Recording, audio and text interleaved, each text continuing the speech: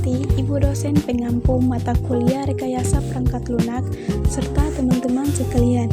Perkenalkan, saya Reni Tanggahma dengan NIM 16324060 dari Program Studi Manajemen Informatika. Pada kesempatan ini, saya akan mempresentasikan makalah yang berjudul Analisis Penerapan Metode FDD dalam Pengembangan Sistem Informasi. Presentasi ini membahas hasil review terhadap 5 jurnal yang menerapkan metode Feature Driven Development atau FDD pada berbagai jenis sistem informasi, serta analisis mengenai kelebihan, kekurangan, dan efektivitas metode tersebut dalam pengembangan perangkat lunak. Untuk mempersingkat waktu, saya akan langsung memulai presentasi. Baik, yang pertama saya akan menjelaskan latar belakang dari makalah ini. Perkembangan teknologi informasi menuntut sistem yang lebih cepat dan fleksibel.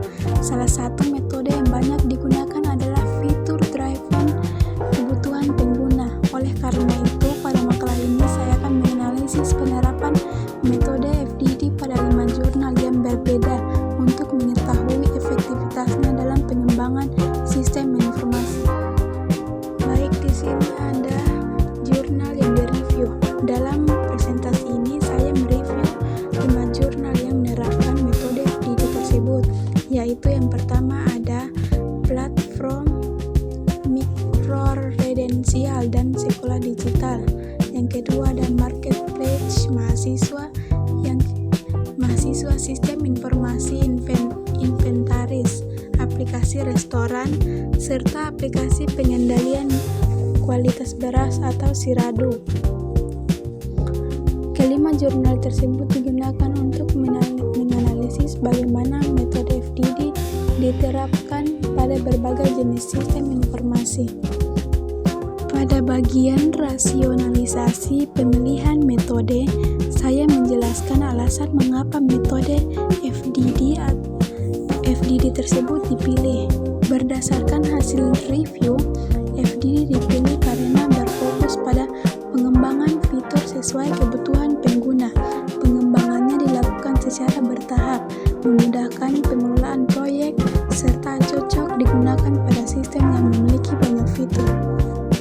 Selanjutnya, di sini ada metode FDD. Metode FDD terdiri dari 5 tahapan utama, yaitu tahap pertama adalah Develop Overall Model, yaitu memahami kebutuhan dan ruang lingkup sistem secara keseluruhan. Tahap kedua adalah Build Feature List, yaitu menyusun daftar fitur yang akan dikembangkan sesuai kebutuhan pengguna. Tahap ketiga adalah Plan by Feature, yaitu menentukan prioritas pengembangan fitur. Selanjutnya, Design by Feature, yaitu merancang setiap fitur secara lebih detail sebelum mengimplementasikannya. Tahap yang terakhir adalah Build by Feature, yaitu melakukan implementasi dan pengujian fitur hingga sistem dapat digunakan dengan baik. Selanjutnya kita masuk ke hasil review. Pada jurnal pertama, metode FDD diterapkan pada pengembangan platform mikroredensial dan juga sekolah digital. Sistem ini bertujuan untuk memudahkan pengelolaan pelatihan digital dengan fitur utama seperti LMS, dashboard, login, dan juga micro skills. Selanjutnya, pada jurnal kedua, FDD digunakan untuk mengembangkan marketplace mahasiswa yang berfungsi sebagai media promosi dan penjualan produk kreatif mahasiswa. Fitur yang dikembangkan meliputi produk, transaksi, keranjang belanja, dan juga profil pengguna. Berdasarkan hasil review, penerapan FDD pada kedua jurnal ini memberikan kelebihan berupa proses pengembangan yang lebih terstruktur dan lebih fokus pada kebutuhan pengguna. Pada jurnal ketiga, metode FDD diterapkan pada sistem informasi inventaris yang membantu proses pendataan serta monitoring barang agar lebih cepat dan terorganisir. Pada jurnal keempat, FDD digunakan dalam pengembangan aplikasi restoran berbasis web yang mendukung pengelolaan pemesanan. stok barang, dan juga data transaksi. Sedangkan pada jurnal kelima, metode FDD diterapkan pada aplikasi SIRADO atau Sistem Pengendalian Kualitas Beras Terpadu. Aplikasi ini memiliki beberapa fitur utama, yaitu monitoring kualitas beras, kalender tanam, deteksi penyakit tanaman padi, serta distribusi hasil panen. Secara keseluruhan, hasil review menunjukkan bahwa seluruh sistem berhasil diimplementasikan sesuai dengan kebutuhan pengguna pada masing-masing studi kasus. Selanjutnya kita masuk ke analisis kelebihan FDD. Berdasarkan hasil review terhadap 5 jurnal, terdapat beberapa kelebihan dari metode FDD tersebut. Pertama, pengembangan dilakukan berdasarkan fitur yang jelas sehingga kebutuhan pengguna lebih mudah dipenuhi. Kedua, proses pengembangan menjadi lebih terstruktur dan mudah dikontrol karena setiap fitur dikembangkan secara bertahap. Ketiga, metode ini memudahkan pembagian tugas dalam tim pengembangan. Selain itu, setiap fitur dapat diuji secara bertahap sehingga kesalahan lebih mudah ditemukan. Oleh karena itu, FDD sangat cocok digunakan pada proyek yang memiliki banyak fungsi atau banyak fitur. Selanjutnya di sini ada analisis kekurangan FDD. Selain memiliki kelebihan, FDD juga memiliki beberapa kekurangan. Metode ini sangat bergantung pada proses identifikasi fitur di awal pengembangan. Jika ada fitur yang terlewat, maka sistem yang dibangun bisa kurang sesuai dengan kebutuhan pengguna.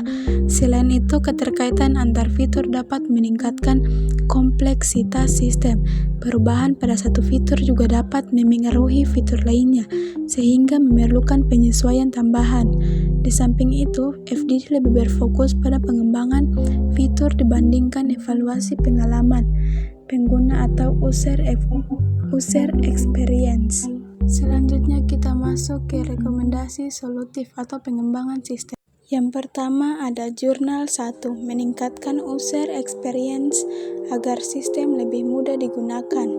Yang kedua, menambahkan fitur keamanan dan pembayaran digital untuk transaksi yang lebih aman. Yang ketiga, mengembangkan fitur notifikasi dan akses mobile untuk mempermudah monitoring inventaris. Yang keempat, jurnal 4 menambahkan fitur analisis penjualan dan layanan delivery untuk mendukung operasional restoran. Yang kelima, atau jurnal yang kelima, mengintegrasikan data secara real-time serta fitur prediksi berbasis data untuk mendukung pengembalian keputusan. Selanjutnya saya akan menyampaikan kesimpulan dari hasil review 5 jurnal yang telah dianalisis. Berdasarkan analisis 5 jurnal, metode FDD terbukti efektif dalam pengembangan berbagai sistem informasi. FDD membantu proses pengembangan menjadi lebih terstruktur, mudah dikontrol, dan sesuai dengan kebutuhan pengguna. Keberhasilan metode ini dipengaruhi oleh ketepatan identifikasi fitur dan pengelolaan antar fitur. Oleh karena itu, FDD dapat menjadi pilihan yang tepat untuk pengembangan sistem informasi. Demikian presentasi yang dapat saya sampaikan. Terima kasih atas perhatian Ibu dan teman-teman sekalian. Mohon maaf apabila terdapat kekurangan dalam penyampaian. Sebelum saya akhiri, di sini saya ada pantun. Belajar FDD menambah wawasan, menganalisis jurnal dengan teliti. Sekian presentasi yang saya sampaikan. Terima kasih atas perhatian dan waktunya hari ini. Wassalamualaikum warahmatullahi wabarakatuh.